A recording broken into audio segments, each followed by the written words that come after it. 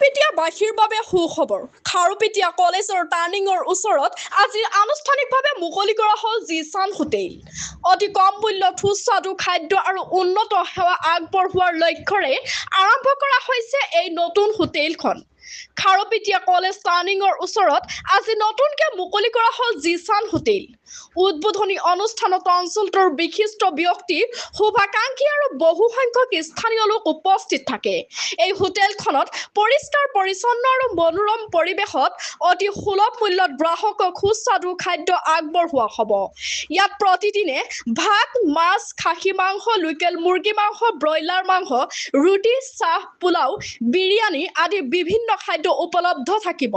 Hotel কৰ্তৃপক্ষই জনোৱা মতে উন্নত মানৰ খাদ্য, আন্তৰিক সেৱা আৰু গ্ৰাহকৰ সন্তুষ্টিক সৰ্বাধিক গুৰুত্ব দি ব্যৱসায় পৰিচালনা কৰা হ'ব।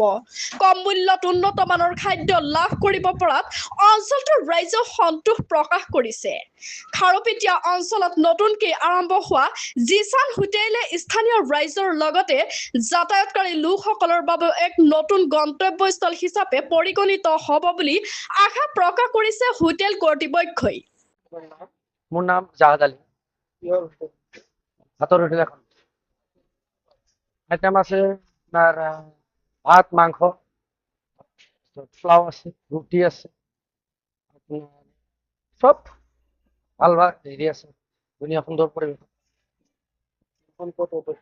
খাৰুপেটীয়া কলেজ ষ্টাৰ্টিং নাপাওঁতে SM কলেজৰ ওচৰত।